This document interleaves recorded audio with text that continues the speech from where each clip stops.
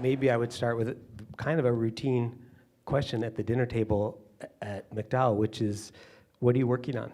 I mean, I'm on a treadmill right now where I'm just in the middle of several things that are in process. Like there's the weekly radio show that I'm editing. And This American Life, just. Sorry, right. I work with right. Anybody. And then we started this second show that's just a podcast called Serial that suddenly is more popular than our radio show. Have you? It's all anybody wants to talk about around my house, anyway. Yeah. Right. So I mean, I'm devoting a certain amount of time to that. Though I'm really just like an editor on that, and just kind of watching that. And then I tour in a dance show on the weekends. And Do you do that every weekend? almost every other weekend. Yeah. And when you say tour, how far afield are you going? Usually it's California for some reason. That's where I saw was the in show. California. It's a wonderful show too. If you get a chance to see it, and I have to say, when I heard it was going to be This American Life and Ira, but dancing. Yeah.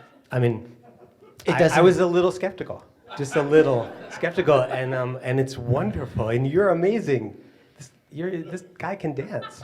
So I know that basically I tell stories. There's dancers who dance. A couple times during the show, I dance with them. It's hard. It doesn't sound like it's good. Also, works. Also, when you describe it, it doesn't sound like it's good. But anyway, so what am I working on? Like, there's a lot. Honestly, like I'm in such like a treadmill sort of mode that I'm not actually doing that much writing and reporting, which I feel kind of like makes my job less satisfying. So how long has it been since you had a chance to? It's been about since Serial went on the air. It's been about 2 months, 3 months that I've had a chance. I mean, like last week, I actually like reported and wrote a 20-minute thing for the show that then we killed the day of the show, which is so like exactly the process of our show, and that's fine. Like actually, that happens all the time. But yeah. Today I went down to where the 311 operators are to That's report the a highway. What's 311? 311 in New York is what you call if you don't want to call 911, and you can kind of get any question answered. And so it's crazy, this room where like these people sit at these computers and people call. And basically what I went down is for an opening for this week's show, because we had our theme this coming week is no map. And so we needed to figure out a no map story, and I went down and reported one in Philadelphia on Thursday that we're going to kill. It was no good, and like half the stuff we do, we kill. But this one, the thing that we wanted to know was, what are the questions that people ask them that are completely inappropriate for 311? And we got the idea because we met the boyfriend of somebody who works on staff. His wife left him, and literally like he's riding in the cab with her. She's like, "You get out of the cab here at our house. I'm gonna go on because I'm leaving you now." And he gets out of the car reluctantly, and she drives away in the cab. And he's like, "I don't know what to do." And then he called 311. And they said like New York City, like 311, like, "Can we help you?" And he said, "Yes. My wife left me." And the operator was just like, "What, is she missing?" And he's like, "No, I know exactly where she is, but no." And so basically I went down and interviewed 5 operators about things that people have asked them that are so inappropriate to be asking 311. So wait, what is it? What would be an appropriate question? Like, my cat's in a tree or something? An appropriate question, it's crazy the range. An appropriate question would be, "I want to get a copy of my 2009 tax return." Oh, I see. Or what's my property tax going to be on my building this year? Or there's noise from a neighbor, or not noise from the street. Or where's the president's motorcade going? What streets is it going on? Is my street going to get blocked off? Or it's crazy what is an appropriate question. The range of what is an appropriate question was shocking to me. Wow. Wow. So you really have to go to but it turns out I learned today that an inappropriate question is, there's a possum under my car that had babies and it's nursing its babies. New York City won't help you with that. Because there's no police function, we have no angle in on that. As a city, as a people, we've decided that's outside the jurisdiction of the city of New York. See, in Berkeley, we have no problem with that. No, there's actually a service for nursing, because we want to encourage everyone to nurse. So, right? Yeah. So, Zadie, what about you? What are you working on? Well, I was doing more work until I started listening to Serial, which has seriously damaged my ability to get a day's work done. But I'm writing a book about a novel kind of about tap dancing. So I'm going to an adult tap dancing class tomorrow morning. Are you I've really? joined For the this- first Have you time? tap We can danced bond before? and- I used to tap dance a lot as a child, but I haven't done it, in 20 years or something. So I'm a little nervous. And about so this is your re-entering the first class zone. tomorrow? My first class, Wow. adult class tomorrow. Yeah. How did you pick the class? I had a friend, a kind of actor who's married to another actor who's on Broadway at the moment. He's bored all day long. When you have a partner who's acting, you've got nothing to do in the city. So he signed up to adult tap dancing classes, and I'm joining him. Wow. So that's one thing I'm doing. Wait, and you're writing a novel about... A little bit about tap dancing, yeah. Historical, or I don't want to pry too much? No, or- I guess it's intimate. I was just kind of interested in the idea that... something David Foster Wallace said years ago, that a lot of writers had something else they were really almost good at, but not quite good at. Like David was very good at tennis, but not, Roger Federer. professional Federer style. Yeah, so that kind of interested me, and just the idea of being involved in an obsessive physical activity like that. And just out of nostalgia, because I used to love to dance, and it's an interesting Well, I topic hope to you me. like it. I hope it's So fun. yeah, I asked him, what does an adult woman wear to tap dance, right? Because the last time I was wearing leggings and a top hat my mum had made. I don't think that's appropriate anymore. He said sweatpants, just wear sweatpants. And what about the footwear? Tap shoes, proper tap So shoes did you with a go double get- tap. did I you- still have them. I've been carrying them around from apartment to apartment. Wait, the ones you for had 20 as a kid? years. No, when I was a teenager. Oh, yeah. Yeah, so that's what's happening there. And I'm writing essays. I'm writing a profile about Key and Peele, those comedians. Oh, we love them. Yeah, which has been really, really fun. It's reported like you've been hanging out It's with for the them, New right? Yorker. Yeah, I went to LA and I didn't really know why I wanted to do it. I was talking to my husband about it this evening. He said, well, it's obvious why you want to do it. They're both biracial, as you say in America. Wait, what do you say in the UK? We say mixed race. Oh. I'd never heard biracial. Biracial. So they're both they're both biracial, and the humor was just very interesting to me and very intimate, and also I'd never heard anybody speak about being biracial in that way before. Like in the very first episode of their TV show, they make this joke about how white they sound, and that the two of them don't add up to one decent black guy. This is a problem in their daily lives. And they talk about, dialing it up when you're around brothers Right, and sisters. right. They do this little, That one Yeah. skit they do with the two guys who are coming towards Right. each other down the street. and it's so extraordinary. Did you to get me. the theater Yeah, tickets, honey? you're right. And part of the humor is on this it's what I'm trying to write about, this very interesting line where, like, even the idea of dialing it up, for instance, to dial it up, you have to show on stage what being more black would be like, right? Which is going to rely on certain racial stereotypes one way or another. But at the same time, the same thing that, for instance, the anti-Semite and the rabbi have in common is an idea of the collectivity of Jewishness, right? Right. It has to exist for you to either love it or hate Right. it. So they walk exactly that line. They say, well, this is a version of blackness that we can put on and take away. And that just really interested me, that the humor is at exactly that painful point where to even say we're black, you have to say, well, there is a collective of things that define blackness. But Right. even in saying that, you're creating some other space which supposedly you disapprove of. How And they're constantly working that line, making it very funny. is it conscious and deliberate? Do you think, or are they just sort of they- intuitively? No, that's interesting about them. They're super cerebral. Like, I didn't say this to Jordan, but his middle name is Hayworth, which is a Bronte name. His mother's like a bookish Upper West Side woman. Can you imagine? Hayworth is your middle name. So they're very cerebral, very self-conscious, but also smart about it in an interesting way. Like I asked Key, who's the kind of tall one who I guess has that strangely racially ambivalent face, a bit like me, so he could look, depending on the day, like a black man, a mixed race man, Arab man, Italian man, Pakistani, like anything, basically. And he said, there might be people who are funnier than me, but there's no one better at doing what I do on this show because I've been doing it since I was born. Every moment of the day, I'm having to respond to what somebody thinks I am. It's like beyond code switching. It's like that's his whole universe. So to watch him do it on stage is really extraordinary because he can be like 12 different people in 2 minutes. So that's interesting to me too, that something that looks like trauma can also be so productive creatively. Right, and bring joy to people. And brings so watching. much joy.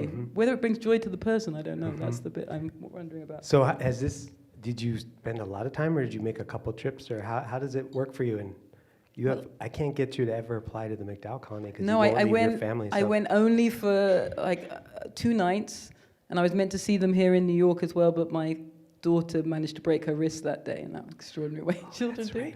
New So babysitter. It was very brief, but for me, that's a good thing. Like whenever I'm listening to This American Life, I can't understand how you manage to control the material. Like writing this piece is killing me. Just 4 hours worth of interview is going to take me 4 months to like organize Oh, is into that a single true? piece. It's so hard. Oh, I could totally. There's a trick to that. What is it? I don't get it. It's This so is, by the hard. way, let me just say, this is exactly what happens at MacDowell. So, what's the trick? Or is it going to take too long to I explain? paid or- someone to transcribe it because that was going to be a year worth of typing. Are you So I serious? worked that In bit a out. minute and a half, I can tell you the Tell trick. me. Okay, so you need a system, right? And the whole problem, and if you imagine, like for radio, it's like the stuff exists as sound, so you have to turn it into something you can visualize, right? So the whole problem is you have a mass of material, and you have to understand how you feel about the parts of it and divide it off into the parts you love and the parts that you're like meh, and the parts you're definitely out. And so what I do and what we teach people at the show to do when they come is that you take your transcript and you just mark off each section of anything you like and you put a letter next to it. So this is A, this is B. And then on one piece of paper, you just write A and then a phrase which encapsulates that quote, and B is this one, and you turn the page, okay, oh, no, I'm not going to use that. C, and then basically you end up with, on one page, a list of everything that's in the interview. And when you see one, you'll remember this is the part that I absolutely love. I know this is in no matter what. That gets 2 asterisks. And then something's like really gets you excited, at least 1 asterisk. And I find that by the time I go through the whole thing, it takes like an hour and a half to go through the whole thing, because this is the process of putting it inside your brain. Yeah. And at the end of it, you have a list of A, B, C, D, and then get to Z or Z. A, B, B, C, C. I'm being so Code switching. Thank you. Yeah. And then you notice which ones are your favorites, which will jump out. Right. And you know those are going to be the building blocks. And one of them will probably suggest itself to you as like the big turn or the end. And also, I'll also list all the things that I thought that I know I want to say that never happened in tape, but like, or never happened as quotes, but just like, I have a list of like, here's every smart thing I have to say about this. But And I'll- that's the awkward bit, mixing those so that you don't. But what you need, all you need is all you're heading towards is a structure, and then basically on a page or two you have these things, and I just stare at it, and I just know like this has got to be the end, and then I have 4 choices for the beginning, and often I have to write all 4 choices to know which one I like. Right. Basically, you just have to get the thing from the big transcript into a form where your brain can deal with it as building blocks. But it's the intractability, like, because the stuff is true. That's my problem, because normally I have free reign.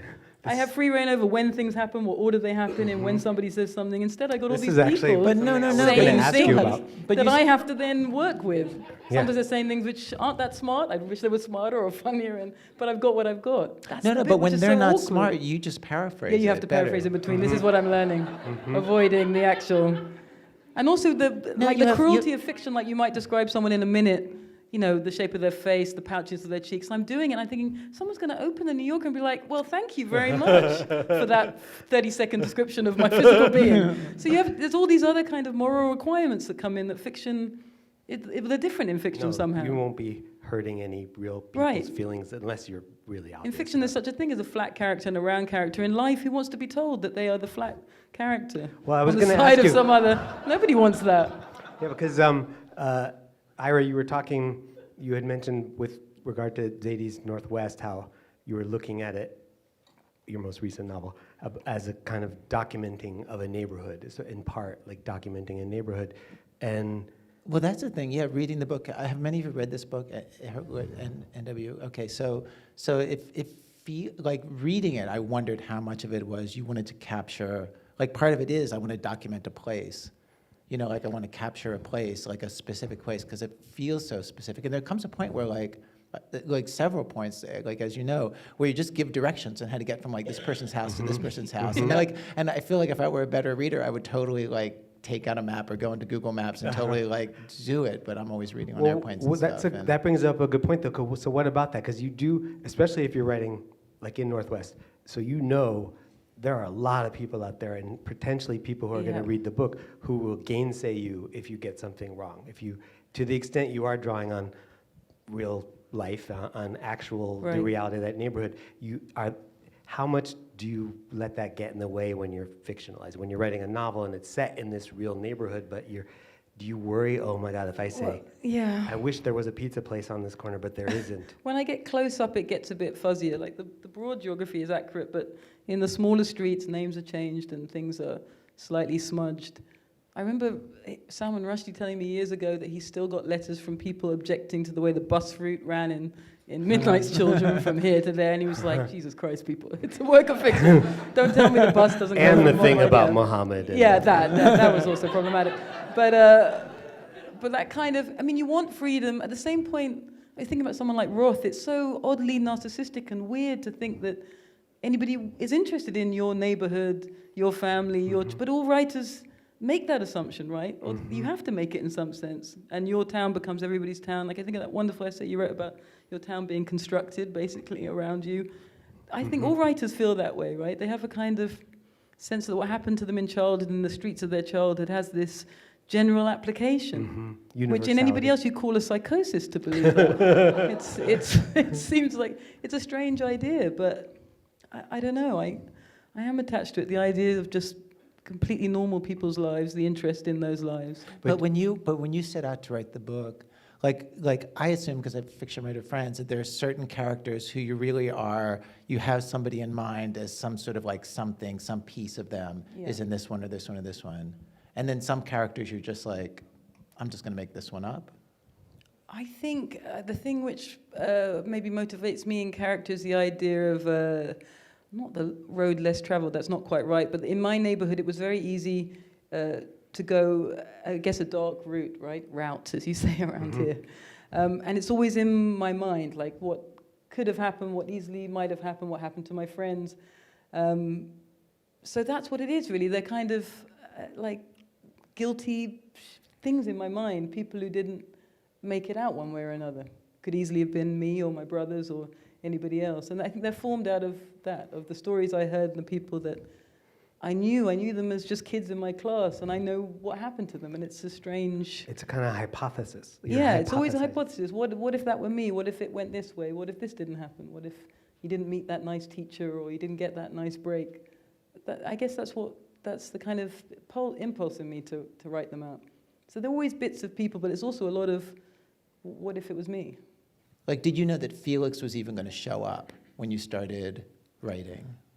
Only vaguely. Like I had a conversation with Philip Roth once about these two different kinds of novels. I think Michael recognized too. The novel which comes out of a place of kind of deep psychological impulse, basically. And it's the kind of novel you write where quite often as you're writing you think, am I repeating myself? Did this image, or has this been here before? Because it comes from such an almost subconscious place.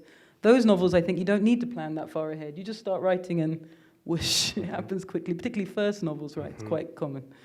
And then there are these different books like, say, Roth's Plot Against America, is that what it's called? Which are a construction. They are obviously a construction. You plan, you go to the library, you make this artificial thing. Those books have to be planned. You can't write them any other way. But I think people have their different preferences to what kind of novel they prefer. I like them in different moods, but I also always recognize them, and I usually recognize which one I'm writing as well. And so with this, you start off and you have the two women who are the central characters for those who haven't read the book, and then like basically a character just shows up, like, I don't know, a third or half of the way into it. Yeah, I did. The idea was I read that, there's a Flaubert story, it's like a tiny novella called A Simple Heart. And the thing about that story is it's just a story about a nice person, that's it. And they die at the end.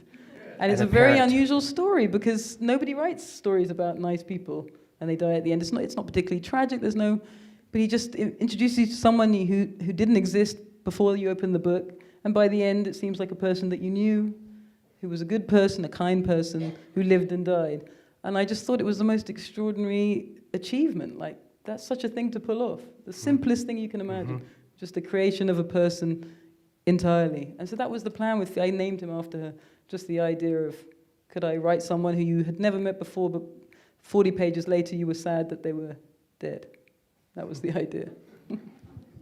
I think that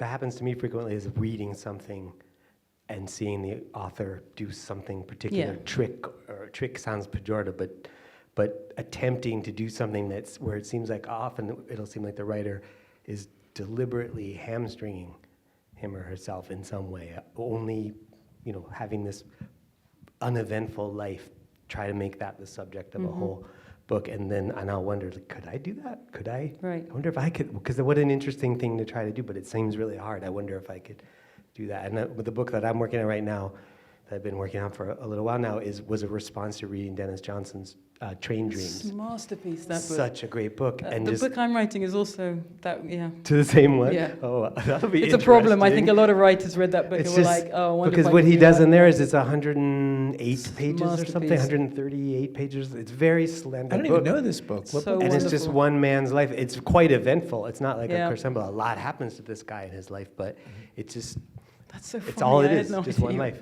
Yeah, it's just, and I thought, Yeah. like, could I do that? Could I get one person's whole life into such a So small. space? And the answer is no. But that's, yeah. I'm already like on page But that's part of the 225 desire, now. or like you something. want to be this other kind of. Every time you Yes. open a book, you're like, if only Yes. I was that writer who could write these beautiful Exactly. novellas in lovely taste. And it's so. Train Dreams just blew my mind when I read it.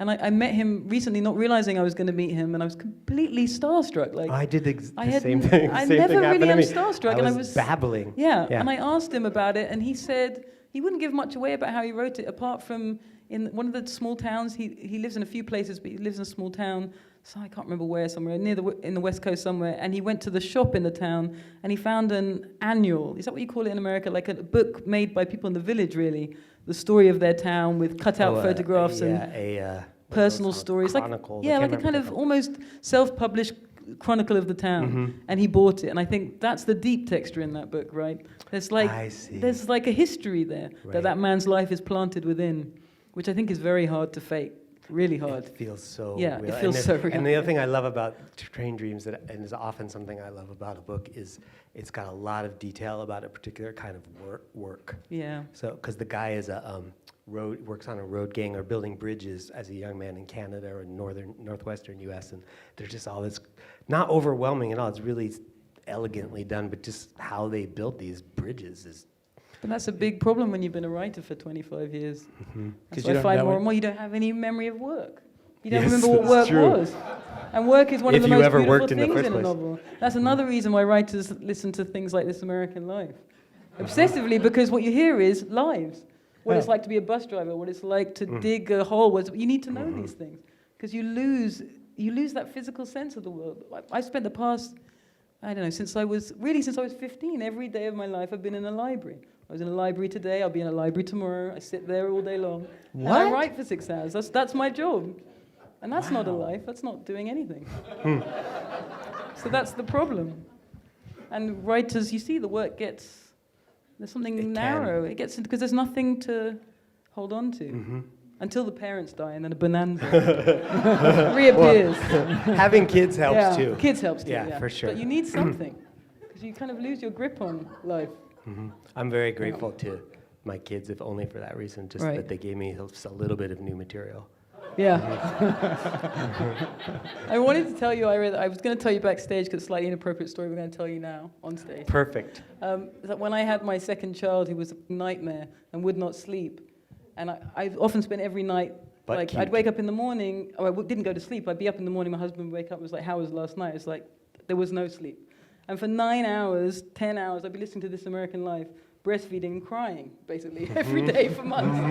And then when it was all over, I'd hear your voice on the radio, I'd be like, no! I don't want to hear that man ever again. It was like a dark period in my life. Just think about those sleepless hours. I wake up in the morning, and husband's like, how are you? And I'm like, there was a boy who was adopted, and then his mother died. And then it was hysterical every morning. So thank you for that. That was great. Absolutely. Glad to be of There's a lot of service. solace. So you referred twice right away to the kind of excruciating process that you not only put contributors to This American Life, but even yourself through with Yes. and getting stories to the point where frequently, half the time you say, they get killed. Yeah, yeah. So, and I'll just say, I observed the process sort of at a distance because I yell it. My wife just had Oh, a yeah, I short just heard piece it. on. Yeah, it was now great. it's okay. Again, you can listen to Ira. Yeah, it's okay. fine now. And I don't know, how long was the final 8 piece when it minutes. ran? 8 minutes. But that was a really peculiar piece. So his wife had this thing, which seems like it would be a bonanza for a radio documentary show, where her dad had given her, it said to her at some point, like, how did it go? He's like, Just I've got these recordings the of blue. myself in therapy from the 70s, Yeah. right? Yeah. Yeah, these And- little micro cassettes. And you should have these. I think you can do something with these. And then I yell at your wife, just felt like he's trying to tell me something. And as she explains in the story, he's not an overtly emotional man. In fact, exactly the opposite. And that's the drama of their relationship, is that he withholds emotion and so she thought these tapes will have some clue in them. Why else would he be giving them to me? Right. Like there's something in here that he wants me to know, and she couldn't bring herself to listen to them because For partly years. For years. And as she said, she's like an incredibly nosy person. She's Right. like, if they had been about somebody else's father, she would have listened like in a second. Totally. But it was so fraught. And then her first draft of it was the truest draft to, I think, the reality, and that is she played it as tragedy. And It was painful. it was painful because she listens, and on the tape, her father is in therapy, and at the time, his marriage is awful. And then there's a whole B plot we don't even get into on the radio story where, like, at some point it's okay, I can say this in a room, right? They're not here tonight, so. Also, a yell is such a withholding with Oh, yeah, personal no. information. Yeah. Like she would tell you herself Yes, if she were she here, would. like These people would already know, actually. about how her may. dad took a lot. They never had much money, but then he took a lot of their savings and spent it on Russian prostitutes and like slept with a lot of other women and Ukrainian, too. Ukrainian too, and in fact all the Baltic states. Yes. Former Soviet republics, yeah. And so she had all these questions about like what was going on in their marriage, and he and her mom never seemed to get along. They didn't seem to love each other in any way that she could really understand. And so she had all these questions about their marriage and about all these things. She thought these tapes will have a clue, and she listened to the tapes. And her therapist is a super famous therapist. What's his name? He was the Not guy, Adler. one of the guys that was behind cognitive behavior therapy. therapy. No. No. Anyway, I can't remember now. doesn't matter, and just as well not to Yes. defame him further. You can't libel a dead man. That's one thing every journalist knows. So she listens to the tapes, and he never mentions her. He never mentions. Yes. He mentions the wife once, her mom once. He doesn't mention the family. She's like, he's in therapy, and he doesn't mention his own family. And she just gets this picture, which she always sort of had in a kind of latent way that she knew, but didn't quite embrace, that in fact he didn't love them or didn't take them to heart. He wasn't carrying them inside There's himself nothing- in some yeah. way. Yeah. And she always sort of thought like, and when she would talk to her mom about it, she's like, no, he loves you. He just doesn't know how to express it. He has these untold depths, but he doesn't know how to express it. But actually she came to, and she would have always sort of thought like, well, maybe no, the truth is he really doesn't love us. And then she listened to the tapes and it confirmed it. Yeah. And then the problem is, as radio, staging it as radio versus as fiction or even as essay, is that you really can't put that on the radio if the dad is alive without talking to the dad. And then to pull off that interview, like she was very nervous and she's not an God, I experienced can hear in her interviewer. voice, even in the thing, her voice is She's shaking. so nervous, and she interviewed him twice because we sent her back, and because we're bastards, and well, no, because you need, because in the first one he completely denies everything and denies it in a way where she seems like the nervous, crazy one, and he seems like the sane one, which obviously, if you really know the story, isn't true, but it doesn't play as tape.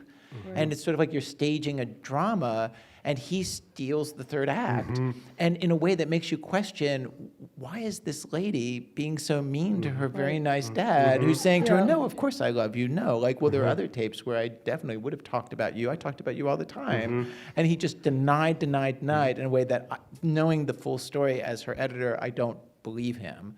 But also, there's also the fact that like he's some 85-year-old man that you just don't want to seem like you're badgering, and you just feel bad for him when you hear these recordings. And so because you have to go to him, the recordings of him don't support the tragic truth Right. of what the story was. And so the 20-minute tragic version of the story didn't work, and we tried it several different times. That's what I was going to say. I mean, I was I feel there like while we- she was. I mean, you spent hours and hours. We spent with hours, the we spent edit, with days, the- and I feel like we brought a lot of game to it. If there was any way, I do say with confidence, like I'm working with the best people at this in the world.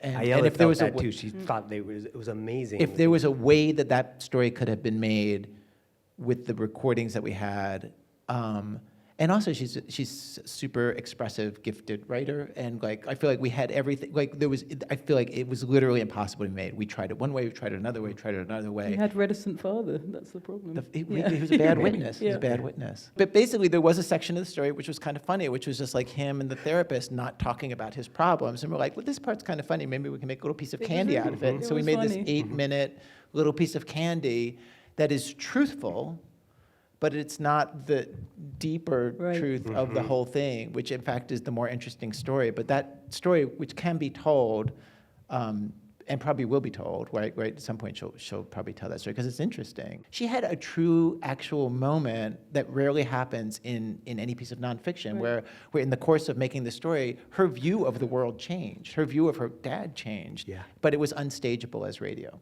And but I don't know. That's nonfiction. Is you just kind of run at it, run at it, and a lot of it fails, and you kill half of it.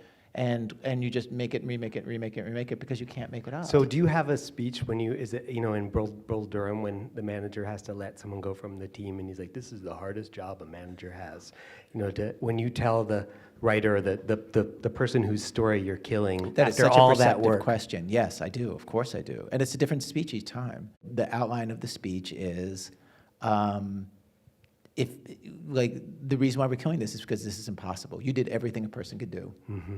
And that's the truth. The good thing is that it also is the truth. They actually did, we made them do everything possible. If that story could have worked, we would have worked it. And the reason why we're killing it is it's not supposed to exist. And how often when that and happens? it's not your fault, it's not our fault. This is the inherent truth of this story, is that it's not supposed to exist. And do you have a sense of relief thereafter? Or I think usually people are relieved. Because we've worked them so hard. and So- Zadie, what's the biggest, longest amount of time you've worked on a project and then put it away, theoretically forever? I did almost get rid of NW really quite late in the day, Wow. many times.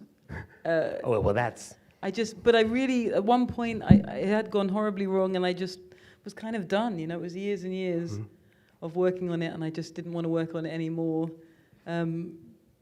But I don't know, with me, my husband has a different way of writing. I think this is true of half the writers you meet, where he progresses quickly and then does the work afterwards, the edit afterwards, and he kind of tries to just get over the nausea that you have when you're writing by throwing everything at the wall. And he's then, a poet. Yeah, Nick he's a Laird. poet, and then cutting afterwards. Whereas for me, every page has to be basically the page that's going to be in the book. So it's a very laborious process, but I'm not able to have any mess as I proceed.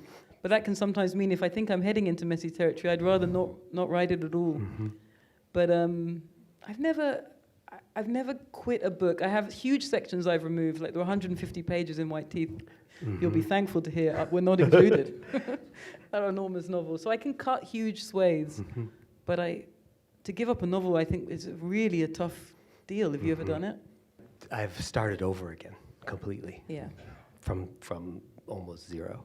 With the Yiddish same Policeman's characters, Union, the same- With my book, The Yiddish Policeman's Union, I kept the setting, the idea, the concept that it's this alternate history place, and the main character that his name and his job, that he was a homicide detective, and so on. But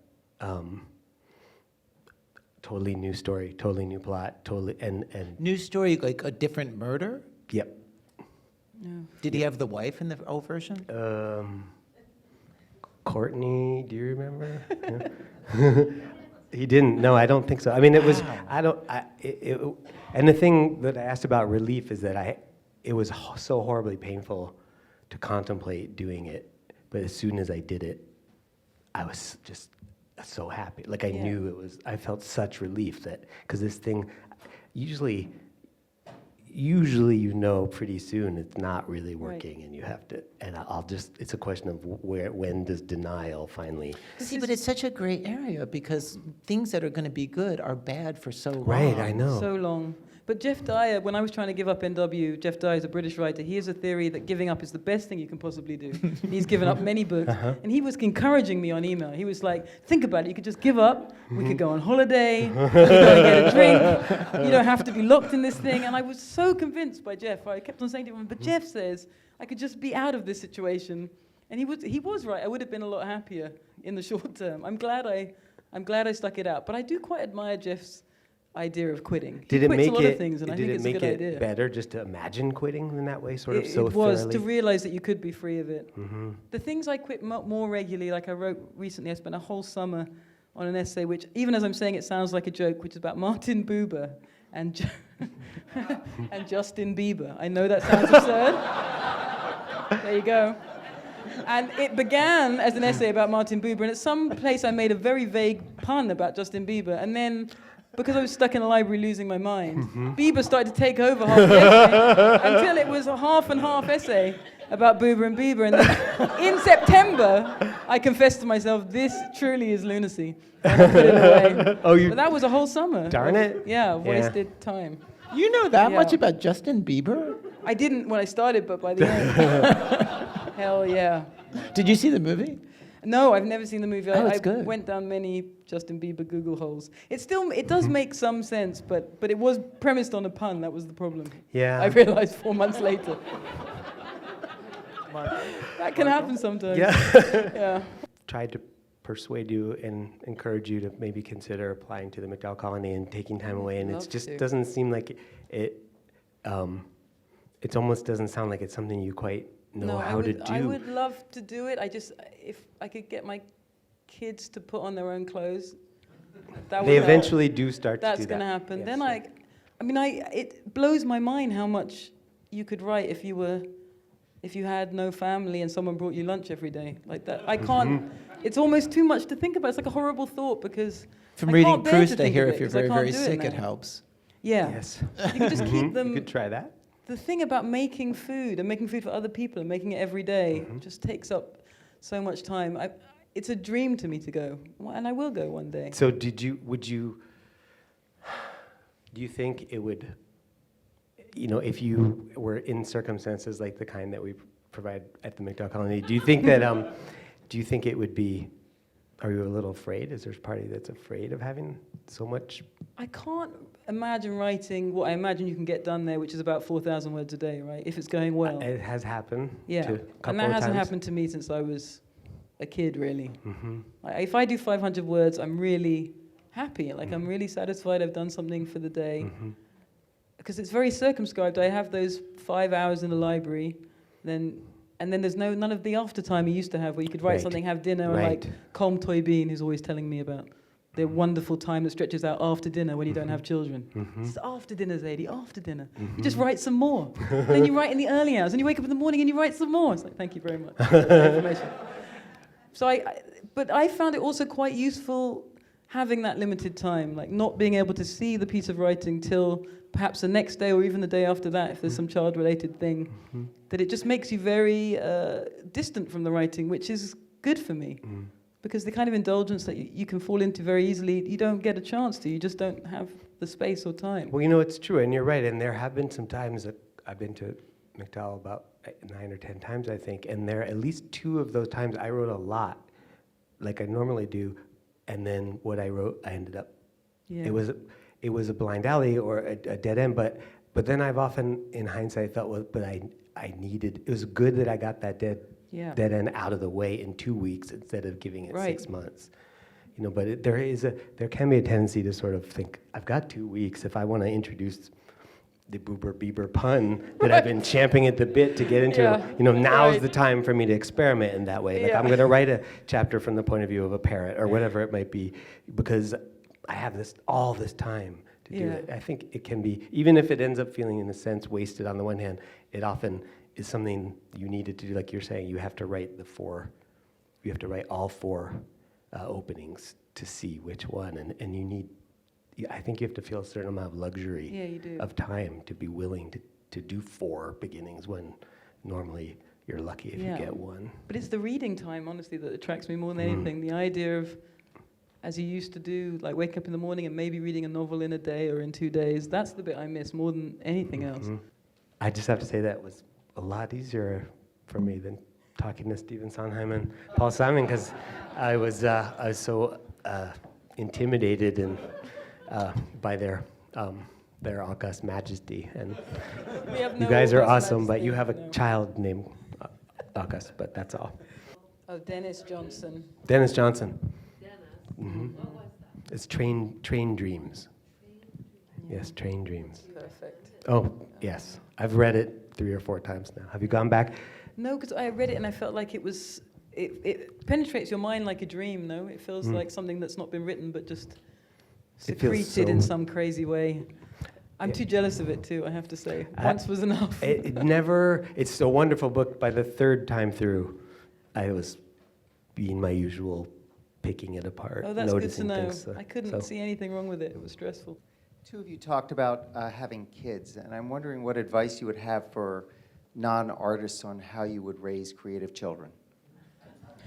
But the advice, but the truth, of course, is that it's all these creative people that we celebrate were raised in trauma, depression, strange circumstances.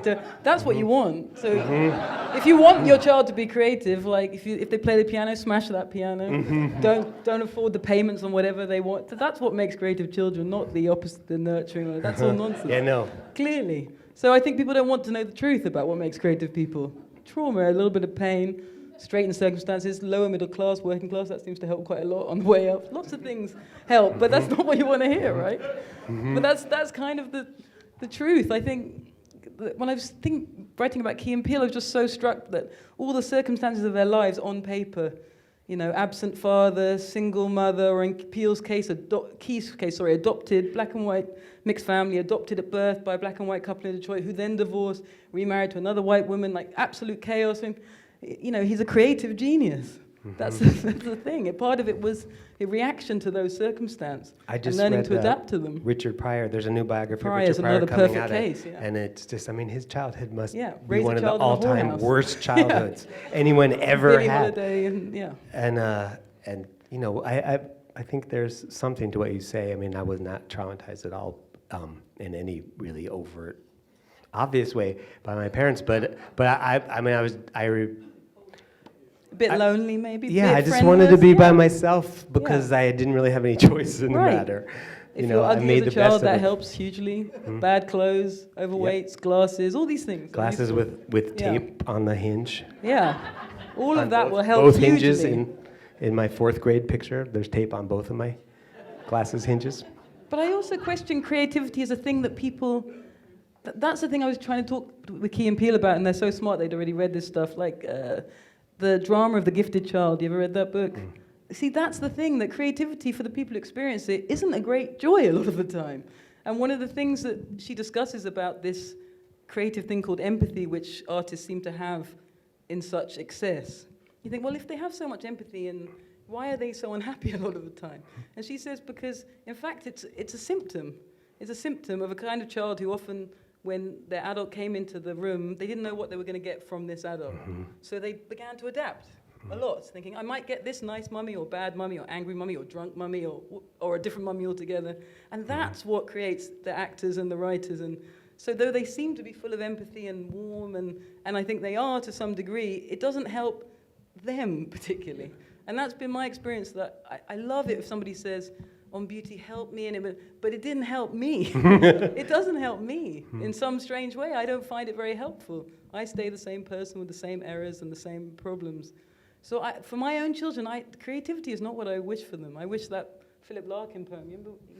There's a Larkin poem for Martin Amis' sister, Sally, when she was born, and Larkin wished her an average amount of talents, an average amount of beauty, just the normal things. That's what I wish for my children, to be honest. Happiness, it's a different thing. I think one of the ways that I know that something is worth writing about, or I ought to write about it, is that it makes me feel uncomfortable. Uncomfortable to think about I would like to avoid this area, but that feeling of like, ooh, if I write this, this person will see it and not be happy, or I'll be revealing something about myself I'd prefer people didn't know, or it's really a minefield to start writing about that. I'll probably offend people. You know, when I wrote the Yiddish Policemen's Union, you know, and I'm postulating this world where there's no Israel, even though, from my point of view, and I feel pretty certain this is the case. It's not like the book is saying, wouldn't the world be this awesome place if there were no Israel in it? I think it's quite the contrary. It's a pretty nightmarish place, but I knew just like simply by virtue of even imagining a world with no Israel in it was probably going to offend some people. It seemed like I was expressing a kind of a wish that there be no Israel. And, you know, that I had that leeriness, a little bit of leeriness there of like, maybe it'd be easier just to avoid that. So actually, I kind of seek out topics that I want to avoid. And there aren't that many of them. They're pretty precious when they happen. When I get to something like, ooh, can I say that? Or is that okay? Then I'm like, yes, you must. So I think I'm more cowardly. Like I think of that, there's a Yeats line about, you know, perfection of the art or of the life. And I guess I would rather be happy, you know. There are lots of things I think about writing, and then I think about my family or this or that and the other. And I don't write it. I think my interest in stand-up comedians is exactly that they don't care. And the ones I love most, I think they do care, but they are brave. And people like Pryor and Bill Hicks and all the rest of it. When I watch, my brother's a stand-up, and when I watch stand-up, I think of a fiction writer who's just decided, A, to blow their material, not to conserve it the way fiction writers have to, and B, who's just much braver. I think novelists play a kind of hide-and-seek game with the truth a lot of the time. But at the same time, like the idea of the kind of writing which is like crash and burn, that, you know, destroys family members, and for me, it's not, I don't know if it's worth it. Like, I can't justify it to myself, but I hugely admire it when I see it done by other people. Like watching Knausgaard, the Norwegian, basically cannibalize his entire existence over, you know, 6 volumes. It's, for me, extraordinary, but it's also a coward looking out saying, oh, look at that. That looks impressive, but I don't think I could do it myself. Well, you've been host to so many people laying bare often quite painful truths, painful incidents, either confessing things they've done themselves or talking about things that have been done to them or by people in their very close world. Do you think it's courage, bravery? For the people who come forward and talk like that? Yeah, of course. Yeah. Yeah, especially stories in which they don't look, you know, charming and appealing themselves, which often is what makes those stories work and not come off as, you know, telling on your family. I mean, it's interesting thinking about that. Like in my own, like I don't talk about my own life on the radio almost ever. A little. You know? I feel like you used to talk about your mom more when you were starting, or she would come up. My mom was on the show a lot. Yeah. My parents would come on the show, but they were almost like helpful comic figures. And weirdly, one of the things that I never expected when I started the show was it made me a lot closer to them.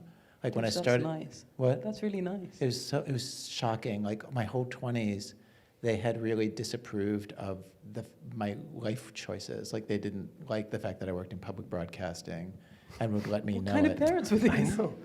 It's such an admirable thing to do. What did they want you to do? Make money. Yeah. And they really hated both Pledge Week. They both grew up in families where there wasn't a lot of money, like where there was, in fact, the opposite, and they sort of made their way into the middle class. And then, you know, my mom was the first person in her family to go to college, and the fact that then, like, I could be a doctor, but I was not being a doctor. I was like working, you know, for so little money at NPR as like a tape cutter. It just was confounding to them, and so there was like I was really estranged from them by the time the radio show started, and in my mid-30s, and putting them on the show, like I felt very close to them. And did they like their portrayals, like even the comic that they did, right? They did, because they got the last word. That's the difference. That's the difference with radio. I think it's the only kind of media I ever like to do personally, exactly because at least you speak with your own voice. I think what's intolerable to people, like in answer to your question, is being written about. I don't think you can ever underestimate how intolerable that is. No matter how nice the portrayal or the comic version of the mother or the sister or whatever you put in a novel, to the person who reads it, it's intolerable. It's awful to be made into a version of anything. But the horrible thing is that can be discouraging in the wrong way is that, like, I know from my father, every father in my books is not my, in the beginning, But my first everybody else book, thinks, but they think he yeah, is. So, like, problem. what, am I supposed to have no fathers in my book? Because people are going to assume, which they do. They assume if there's a father, it's My based mother on once said that. She was having a go at me, and I said, Mum, all the mothers in my book are so adorable. Would you rather I wrote the truth? She was like, no, actually, carry on. That's a good one. So I was like, see, there you go. There you go. Hazard is people coming up to you at parties and having ideas for things you should put on the radio. Have any of those been successful? Yes. That's a good question. I Yeah. just did it twice to you upstairs. I'm sorry. Wait, what was it? You know what you should do? Like someone who goes to a doctor, like, my knee. Yeah, I'm sorry about that. Yeah, What totally. was the best story that came out of that? I mean, it wasn't at a party, but a woman told me a story on a train. A stranger told me a story on a train. Wow. Well, Spalding Gray once said that he would take the train because it's just a vast rolling confessional. And that's been my experience too. Weirdly, like a surprising, I think a lot of people who come up to me with ideas for stories, they actually have a sense of what it is that I do. And a surprising number of things get pitched to the show by complete strangers, just people writing to our website. There's probably something every week, every other week for sure, if not every week. There's just some random person who says, like, maybe this is a story. And so, like, we don't have the intern go through that email. It's like a real person who's trained and can spot a story. Wow. Yeah. Well, guys, you got him here, so. Thank you both. I hope you enjoyed the conversation. Please join us.